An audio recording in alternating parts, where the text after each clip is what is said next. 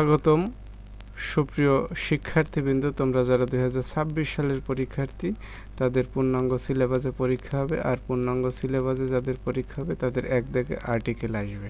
আশা করি কথাটা বুঝতে পেরেছো। শুরু করি।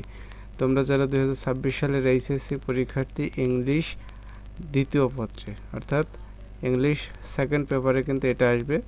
এখন দেখো, আর্টিকেল 2019 সালে কুমিল্লা বোর্ডে আসছিল যে an honest man is true to his ওয়ার্ডস। এখানে আমাদের কি হবে? ক্রস হবে, এখানে কিছুই বসবে না। যে একজন সৎ ব্যক্তি তার কথায় কি সত্য, যে অ্যান অনেস্ট ম্যান একজন সৎ ব্যক্তি ইজ ট্রু সত্য টু হিজ ওয়ার্ডস তার কথায়। He does not divide from, divide হচ্ছে বিচ্যুত হওয়া। He does not divide from the, এখানে কি আসবে? Divide from the. এই দা বলতে বুঝিয়েছে যে ডেফিনেট আর্টিকেল, ক্লিয়ার। অর্থাৎ যে হি ডাজ নট ডিভাইড, সে বিচ্যুত হয় না, from the path of honesty, সততার পথ থেকে সে বিচ্যুত হয় না। হি নোস, সে জানে, that true happiness consist in, এখানে আমাদের সিতে কী হবে? সিতে হবে ক্রস, অর্থাৎ কিছুই হবে না।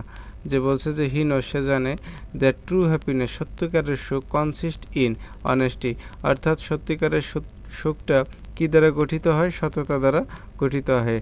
হি does not fall victim to greed, সে কখনোই লোভে লোভে পতিত হয় না বা লোভের দ্বারা সে আক্রান্ত হয় না, সেটা বলছে যে he does not fall victim to, clear. এখানে আমাদের কি আসবে?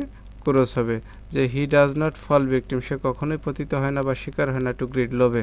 হি does not hanker after the worldly property, এখানে বুঝিয়েছে যে হি ডাজ নট, সে কখনো না, হ্যাঙ্কার আফটার ঝুলে থাকা, ড্যাশ ওয়ার্ল্ডলি প্রপার্টি, অর্থাৎ সে এই পৃথিবীর সমস্ত সম্পদের সে কখনোই লোভ প্রকাশ করে না বা সেই সম্পদের জন্য সে ঝুলে থাকে না। এখানে আছে আমাদের কি হবে? THE, এই ইতে কি হবে? The worldly property, dash honest man, clear. এই এপে আমাদের কি হবে? এটা তোমরা বোঝো যে এখানে আছে অ্যান, এই অনেস্ট আছে, তাহলে এখানে হবে কি? An honest man, clear. এখন এই জায়গায় একটু বুঝতে হবে যে এখানে অ্যান কেন হবে, যেহেতু আমাদের এই এইচের উচ্চারণটা, এই এইচের উচ্চারণটা কি হয়েছে? হ্যাঁ, অনেস্ট, অ হয়েছে। তাহলে এইচের উচ্চারণ যদি হ না হয়ে অ হয়, সেক্ষেত্রে কি হয়? অ্যান হয়। আর এইচের উচ্চারণ যদি হ হয়, তাহলে কি হয়? এ হয়। অ্যান অনেস্ট ম্যান, একজন সৎ ব্যক্তি, অ্যাবস্টেন বিরত রাখে, হিম তাকে, ফ্রম কারাপশন, দুর্নীতি থেকে। He does not mix with dash corrupt people, এখন এই যে আমাদের জি, এই জিতে কি হবে? সেটা হচ্ছে মূল বিষয়। জিতে কিছুই হবে না, ক্রস হবে। দেখো যে he does not mix with corrupt people, এখানে কি আছে? এটা হচ্ছে ক্রস, যে সে কখনোই অসৎ ব্যক্তিদের সাথে মেশে না বা তাদের দ্বারা একসাথে চলাফেরা করে না। হি ইজ ড্যাশ ম্যান, এখানে আমাদের কি হবে সেটা বোঝার আছে, যে হি ইজ দ্য ম্যান, সে একজন ব্যক্তি, হু ট্রাইজ, চেষ্টা করে, টু গেট প্লিজার, শান্তি পেতে চেষ্টা করে, ফ্রম গুড ডেটস, অর্থাৎ ভালো কাজ থেকে কি সে শান্তি পেতে চেষ্টা করে। এখানে কি হবে? THE, এই THE এইটার উচ্চারণটা হবে দি, যে এখানে TH, আমি একটু ভালো করে লেখার চেষ্টা করতেছি, THE দি।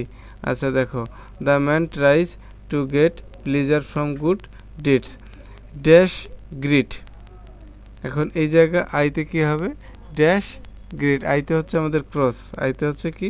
আইতে হচ্ছে ক্রস। হ্যাঁ, greed for wealth does not touch him, অর্থাৎ লোভ তাকে স্পর্শ করতে পারে না। People should follow the path of dash people, এখানে কি হবে? আমাদের দা হবে, যে people should follow the path of the, এখানে কি হবে? Of the people of the society, এটার বাংলা হচ্ছে পিপল শুড ফলো, জনগণের অনুসরণ করা উচিত, the path of the people of the society, অর্থাৎ এখানে বুঝিয়েছে যে people should follow the path of the people of the society, অর্থাৎ এখানে জনগণ ভালো লোকদের কি করা উচিত? অনুসরণ করা উচিত। ধন্যবাদ সকলকে।